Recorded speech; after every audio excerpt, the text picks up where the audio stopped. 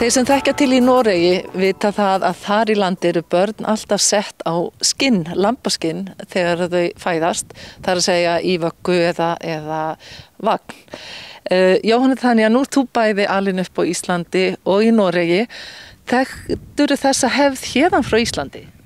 Nei, ég eiginlega fekk þetta frá Noregi þegar nú er ég búin að búa hana lengi og þegar ég var ófrísk að þá heyrði ég alltaf þessa gæru sem maður átti að hafa gærur. Gærur bæði í kerrunni og vöggunni og alla vinkonum mína sem voru ófríska það voru alltaf að tala þessa góðu gæru. Þetta er búin að vera hefð alveg í mörg ár í Noregi og þetta er mjög sjálfgefið að hafa gærur á barnum. Er þetta eitthvað sem er langt aftur í tíman, margar kynslóðir sem að gera þetta? Já, það er það alveg, þú veist, frá foreldrum okkar, ömmur og afar, þetta er mjög þekkt að maður verður að hafa gæfur. Ég held að þetta sé líka að húsin voru mjög köld, þau eru með timburhúsana, að börnin voru alltaf lagt á gæru til þess að halda þessum góða hita í þessu köldum húsum. Og hvernig finnst þér þín dóttir og ykkar dóttir líða á gærunni? Henni líður mjög vel. Það sem er svo gott með gæruna, hún heldur þessum góðum hita, eða jöfnum hita og ef að gæran verður blaut, þá verður hún ekki köld. Þeir segja líka oft allavega í Noregi að það hjálpar að dregur úr magakveisur á börnum að liggja á hérna gæru og ég held að henni bara líður mjög vel, hún er allavega mjög róleg á gærunni. Og ertu bara með bæði í vagni og vöggu og rúmi? Já, fyrst hafði ég bara heyrt að hafa það í kerruna, náttúrulega það maður úti og það er kalt og líka í vöggunni, en svo fekk ég að heyra núna þegar hún fæddist, eftir hún fæddist, og þá hef ég sett líka í rimlarúmið hennar, bara keypti eitt stórt sem alveg bara þekur allt rúmið og að því þau sofa miklu betra á því og einmitt draga úr magakveisu. Þannig að ég nota þetta svona eiginlega allast að líka á leikteppi hennar, þá hef ég þetta bara á gólfinu, gæruna, og hún liggur á því bara meðan hún leika sér. Heldur að eru norsk börn meira í ull heldur en íslensku börnin? Ég tel það. Ég var svolítið hissa, ég hélt að þetta væri miklu vanalegri hérna á Íslandi að nota ull.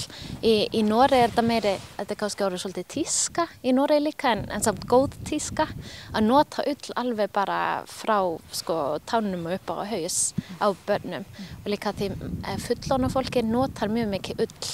Þau finna hvað þetta er gott efni að nota að því þetta heldur svo jöfnum hita og verður ekki kalt ef það er blotna þannig að þetta er mjög mikið notað í Noregi.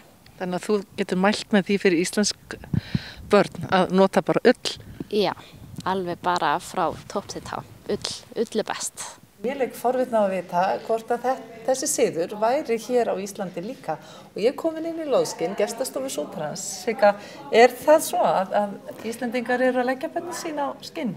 Já, það er bara alveg þó nokkuð það að fólk kemur hér og kaupir þessi skinn, bæði þessi skinn hérna sem eru af hauslömbum og einnig smálambaskinni sem við sjáum á eftir. Og þetta þykir ofsalega góð leið til þess að einangra kuldann frá, bæði í vagninum og vöggunni og bara allstað sem þú ert með barnið þitt. Já, þeir segja að þetta sé alveg nauðsynlegt og hérna bara upp á það að halda hita á börnum. Já. Og nú er ansi kalt oft hér á Íslandi. Já. Við erum hér miðjan vetur. Já, akkurat. Já. En þetta er algjör snilld og þú getur bara valið það hversu löng ullin á að vera á skinninu sem þið langar að hafa. Sumir vilja svona svolítið loðið eins og þetta hérna. Aðrir vilja svona aðeins snöggkliftara og mýkra og þar leiðandi liprara eftir hvað þú ætlar að gera við það bara. Og þetta er bara hreinasta snilld þetta efni. Þeir eru aldrei of heitt, engin sviti og aldrei of kalt. Það er eins og sé einhver svona hitajöfnun í þessu efni sem að við kunnum kannski ekki alveg skýringar á en er bara til staðar hreinlega. En þó að þetta sé gott fyrir börn og þá er það ekki bara fyrir þau, það eru fleiri sem geta notað svona skinn. Já, það geta raunverulega allir notað þessi skinn og þetta er mikið keypt líka fyrir fólk sem er einhverju leyti veikt. Já. Og kannski getur ekki mikið hreyft sig og þá er þetta alveg frábært fyrir fólk að hafa bæði yfir fótunum, undir sér í rúminu eða bara hvar sem það statt. Og það er líka svolítið gaman að segja frá því að þegar að fólk kemur hérna með börnin sín sem eru orðin jafnvel 3, 4 og 5, þá vilja þau bókstaflega fá eitthvað úr þessari búð sem er mjúkt og loðið. Þeir finnst þetta bara alveg frábært. Já, fá bara að kúra með þetta. Já, algjörlega. Já, ég sé þarna glitta í svakalega flottan lit. Ég vil að verða beðin. Já, við gerum ýmislegt hérna, sko. Já, ég sé það. Þú getur líka fengið svona, handa dömunni eða stráknuðinu eða þú vilt. Og þetta er bara alveg svakalega skemmtilegt oft hvað er þetta að leika sér með þetta og við litum líka hérna gular og appelsínugular og bleikar og allavega. En aðalega er þetta, tilgangurinn er sá að þeim sé ekki kalt?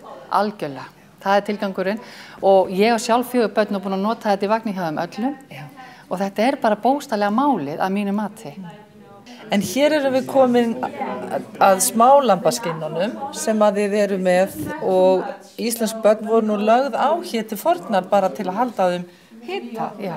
Eru þau að koma sterk inn núna aftur, eða hvað? Já, alveg virkilega og við erum að fá á hverju ári svona milli 3.000 og 4.000 svona skinn frá bændum. Þeir bara fletta af dýrunum og það eru svolítið slatta lömbur sem deyja bara einhver hluta vegna. Já. Og nú er verið að nýta skinnin af þeim. Þetta getur nú ekki hafa verið langlíft. Nei, algjörlega ekki sko. En hvað er það sem að þið getur notað þessi skinn í? Já, til dæmis svona kragi eins og þú ert með hérna. Þetta er alveg tilvalið, það er ofboðslega hlýtt að vera með þessa vöru á sér og ég hef heyrt fólk tala mikið það. Þetta er ofsalega, það er svo gott að hafa þessi skinn, þau eru svo mjúk og þau eru svo meðfærileg og þeir eru aldrei kalt og þeir eru aldrei of heitt. Það er eitthvað við þessa íslensku ull sem er alveg einstakt. Já, það er akkurat það. Og svo er bara verið að nota þetta líka til dæmis í jakka. Hann Eggert Feldskeri, hann saumar mikið að jökkum úr þessu skinnum. Og þú getur ímyndað flík úr svona skinni, hvað hún er létt og lipur og skemmtileg og falleg. Þetta er alveg ótrúlegt úrval að litum. Já. Eru þið að lita og líka? Já, við litum þau líka og þú sérð hérna holdrósamegin, það sem búið er að lita, þá sérðu að það er sami litur, þeim megin. Já. Eða jafnvel annar litur vegna þess að við getum litað holdrósan á ákveðnu lit og ullina með öðru lit ef því er að skipta. Og þarna sérðu eins og til dæmis á þessu skinni hérna, þetta er náttúrulega litur og þá er það bara svona. Og þá er það gjarnan bakkað upp með öðru efni til að fela bakliðina og svo er þetta notað. En þurfum við eitthvað að óttast þessi efni sem að notuður í sútum? Nei, við þurfum þess nefnilega ekki. Nei. Á Íslandi eru ákveðnar reglur og góðar reglur það hvað má nota í svona vinnslu og þetta eru bara alls ekki slæm efni sem við erum að nota. Þannig að leggja lítið barn á þetta er alveg óhætt? Það er alveg óhætt. Þetta eru frábæra gjafir í svona sængurgjafir. Sængurgjafir, já. Og þess aftar sko. Gaman að þessu og þannig við mögum taka upp þennan gamla síð okkar aftur að leggja börn á skinn. Já, íslensk skinn. Það er náttúrulega bara alveg frábært. Takk fyrir þetta.